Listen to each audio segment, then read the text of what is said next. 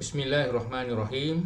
Assalamualaikum warahmatullahi wabarakatuh. Tuan-tuan dan puan-puan, nama saya Profesor Dr. Muhammad Tajuddin, dan pada video kali ini saya ingin mengulas satu tajuk: bagaimana Tun Dr. Mahathir boleh mengugut kestabilan politik dan ekonomi negara.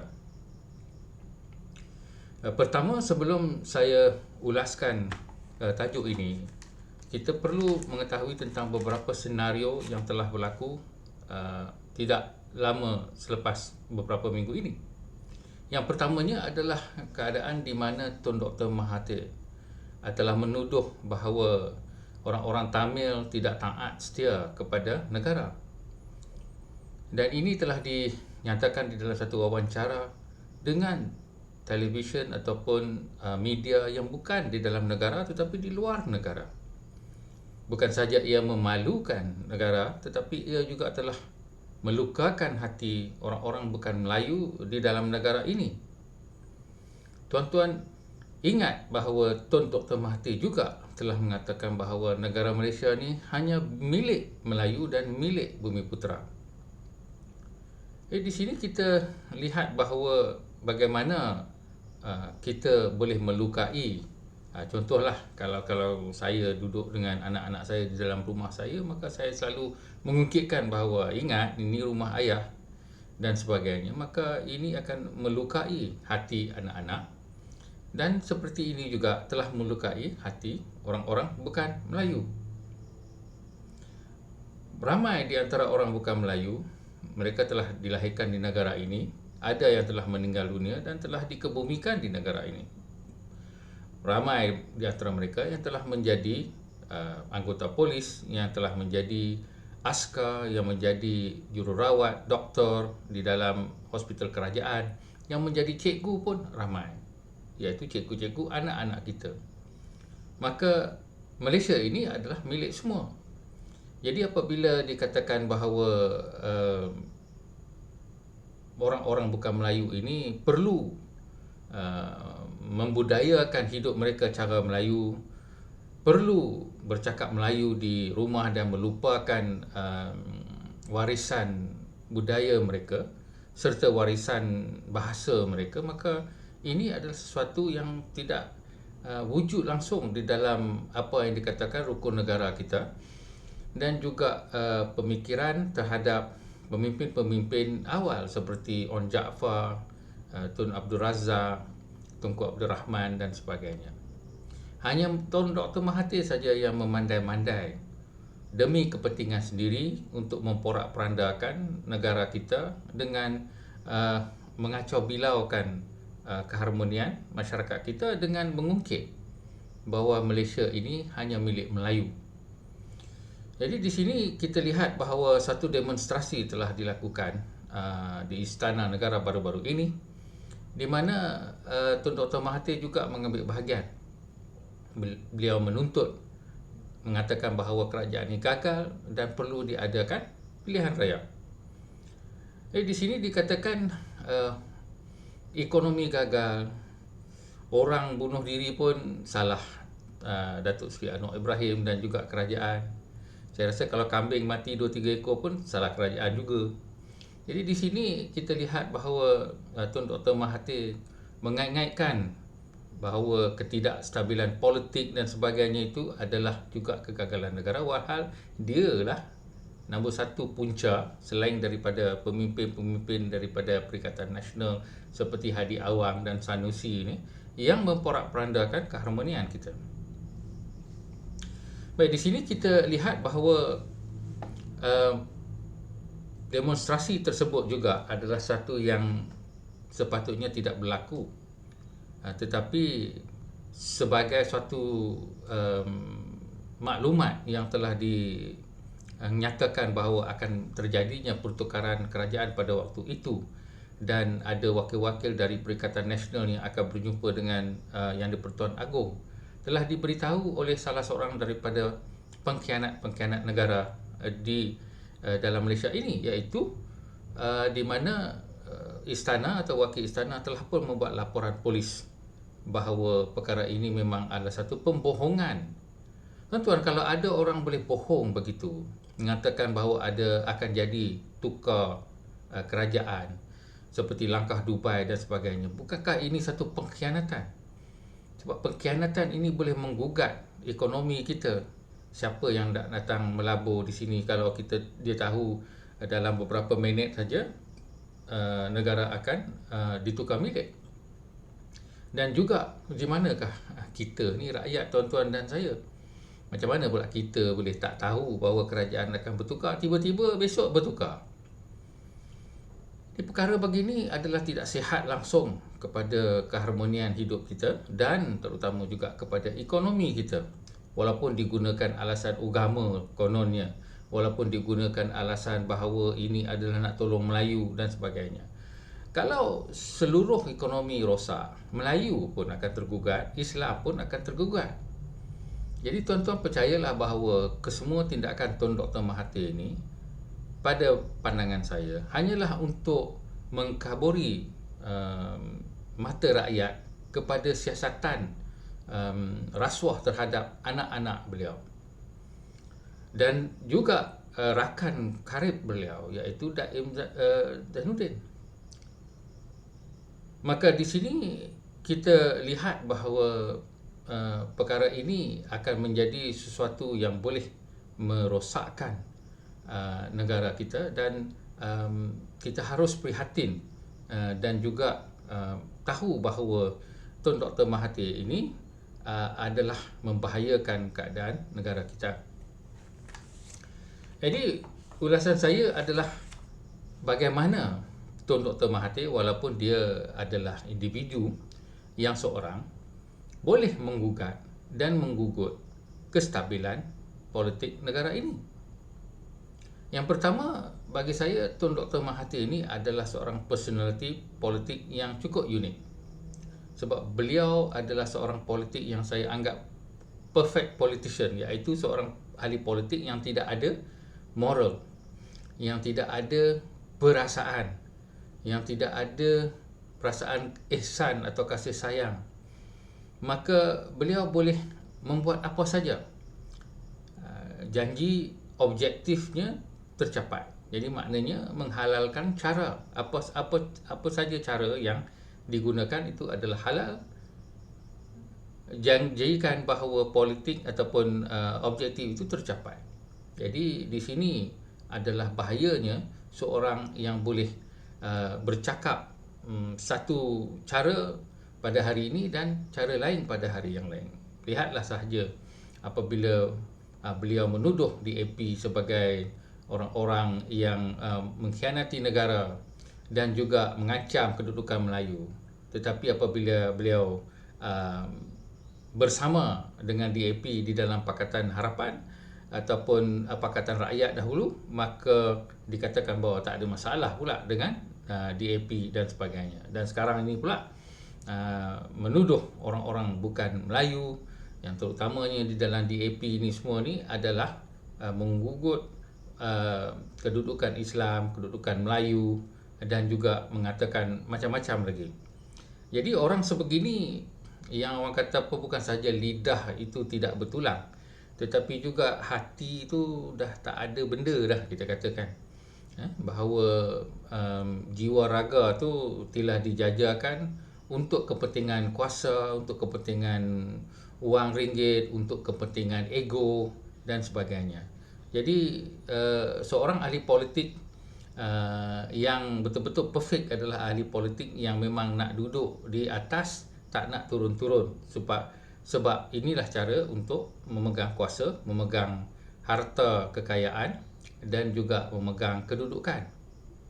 Maka cara dan kaedahnya itu tidak ada batasan. Yang keduanya, tuan-tuan kena faham bahawa Tun Dr. Mahathir menjadi Perdana Menteri selama 22 tahun dan lepas itu jadi lagi Perdana Menteri. Sewaktu itu, beliaulah yang telah merangka Malaysia yang korup sebegini, yang mana merangka juga UMNO sebagai satu parti yang bongkak, sombong dan juga tidak kenal kepada sumbangan rakyat-rakyat bukan Melayu di negara ini, rakyat-rakyat Sabah dan Sarawak, dan juga banyak menjadi kaya daripada hasil mahsul yang dikatakan dia nak tolong Melayu, tapi Melayu masih lagi kononnya banyak yang miskin, tapi ini yang tidak dibantu, yang menjadi kaya mereka. Jadi di sini kita lihat bahawa Tun Dr. Mahathir yang telah mempunyai ramai orang-orang yang taat kepada beliau, daripada kaki tangan kerajaan, daripada kumpulan-kumpulan yang menjaga keselamatan. Jadi dia ada banyak connection, kroni dan sebagainya. Sebab itulah dia seperti kebal. Jadi Tun Dr. Mahathir ni is a very powerful man. Walaupun dia tidak ada jawatan. Sekarang kalah dari sudut pilihan raya sampai deposit pun hilang. Tetapi dia banyak, dia punya kroni dia yang boleh membantu dia di dalam apa cara sekalipun. Jadi ini adalah satu bahaya kepada negara kita. Yang ketiganya adalah bahawa Tun Dr. Mahathir ini kita lihat bahawa kekayaan anak-anak dia dan dia sendiri cukuplah berlimpah ruah. Jadi kita bukanlah jealous atau iri hati, dan kita pun nak percaya ke tak percaya kata Tun Dr. Mahathir anak-anak dia pandai berniaga. Minta maaf lah, kita rasa ini tak semestinya sesuatu yang benar dalam percakapannya.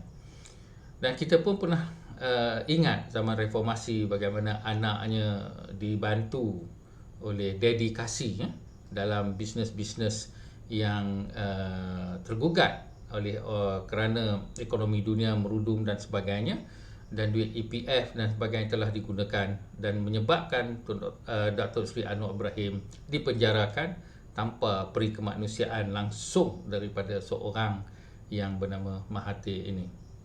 Jadi di sini kita lihat dengan wang ringgit seperti yang kita sedia maklum, Daim yang menjadi rakan dan juga mungkin orang yang memberi bantuan banyak dari sudut kewangan dan sebagainya, maka mereka menjadi sesuatu yang bahaya kepada negara. Sebab seperti kata Najib Tun Razak, cash is king. Dan di Malaysia ini korupsi itu di kalangan kaki tangan kerajaan dan di kalangan ahli-ahli politik itu adalah satu perkara yang biasa. Ia menyedihkan, ia satu dosa, tetapi kadang-kadang orang yang menyebut Islam dan sebagainya pun anggap dia pun tak berdosa. Menghalalkan rasuah pun ada di kalangan parti-parti politik yang mengatakan mereka Islam. Dan yang akhir sekali adalah Tun Dr. Mahathir yang keempat, bukannya akhir, pandai memutarbelitkan fakta-fakta sejarah. Jadi Tun Dr. Mahathir ini adalah orang yang memang kaki membaca, dan dia adalah seorang yang berpengetahuan luas. Berbeza dengan banyak Perdana Menteri yang lain, beliau memang banyak membaca buku tentang sejarah dunia, sejarah Malaysia dan sebagainya. Maka dengan mengetahui beberapa fakta ni, beliau dapat membuat naratif-naratif yang menguntungkan dirinya sahaja, iaitu mengatakan naratif Melayu diugut atau digugat dan sebagainya adalah perkara yang memang beliau cukup pandai. Kita lihat bagaimana dia mengatakan bahawa perlembagaan itu tidak menyebutkan bahawa Malaysia ini adalah negara berbilang kaum, multicultural, multiracial, tetapi Malaysia ini adalah milik Melayu dan Bumiputera sahaja. Jadi di sinilah bahayanya apabila golongan akademik pula senyap bisu seribu bahasa, tidak menjawab Tun Dr. Mahathir. Wahal orang yang macam saya yang baca beberapa buku pun tahu. Kita ingat pelajaran-pelajaran sejarah kita, tak ada pun cakap macam dia cakap. Jadi kalau kita luas hati kita, luas pandangan, luas bacaan kita, kita boleh tahu di mana pemimpin kita itu bercakap benar dan di mana pemimpin kita ini bercakap bohong. Di dalam Islam, pemimpin ini kita kena bagi nasihat. Kalau dia bercakap bohong dan bertindak tidak baik, kita kena bagi nasihat secara hormat. Tapi kalau dia bercakap benar, maka kita kena beri sokongan yang padu. Jadi di sini kita lihat bahawa keadaan Tun Dr. Mahathir menggasak kerajaan perpaduan ini adalah demi kepentingan beliau sendiri. Jadi di sini saya akan ulas bagaimana kita sebagai rakyat boleh membantu kerajaan kita ini untuk membalas tindakan Tun Dr. Mahathir. Yang pertama, kita jangan biarkan Tun Dr. Mahathir menyerang tokoh seperti Anwar Ibrahim dan juga tokoh-tokoh politik lain seperti Lim Kit Siang dan sebagainya.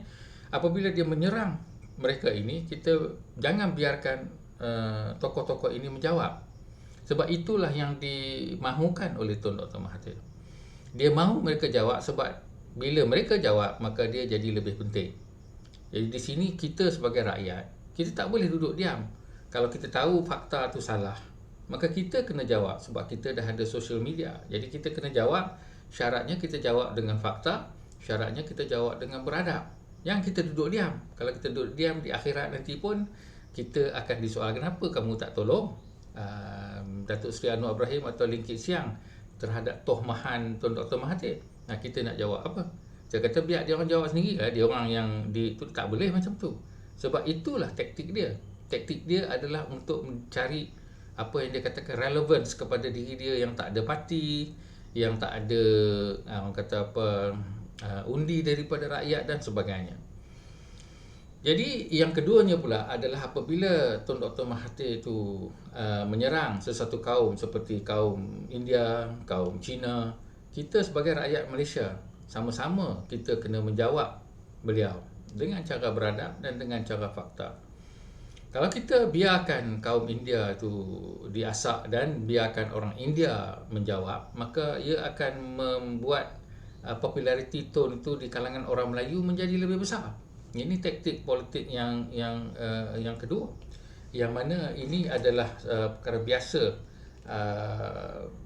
yang dikatakan menjadi satu perkara yang terkesan sekali bagi Tun Dr. Mahathir. Dan yang ketiga pula, kita harus ingatkan banyak benda yang dituduh ini, tuduh itu, kata tuduh media tak berapa bebas, tuduh kata pegawai keselamatan mengekang demokrasi.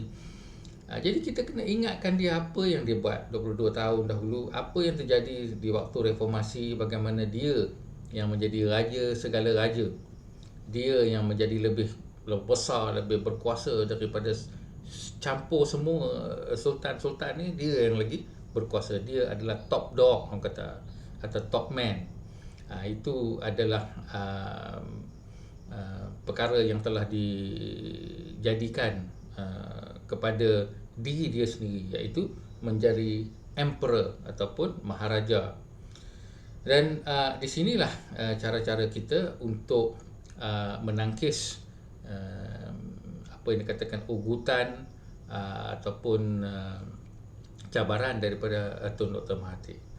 Negara kita ini adalah milik kita semua, tuan-tuan.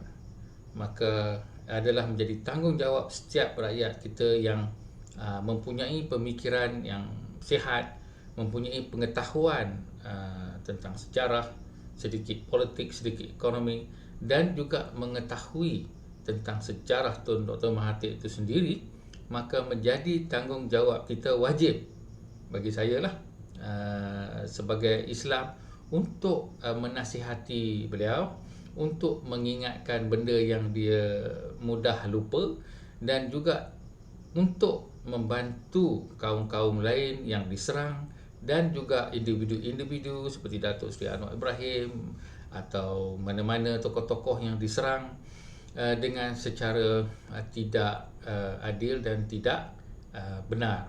Maka itu adalah tanggungjawab kita sebagai rakyat Malaysia, sebagai orang Islam, sebagai orang Melayu, bagi kita menjadikan negara kita ini lebih baik untuk kita semua dan juga anak-anak kita. Maka itulah saja ulasan saya terhadap cubaan Dr. Mahathir untuk menggugut dan juga menggugat kestabilan politik, ekonomi negara ini, dan juga merosak atau memporak-perandakan keharmonian rakyat. Sekian, Assalamualaikum.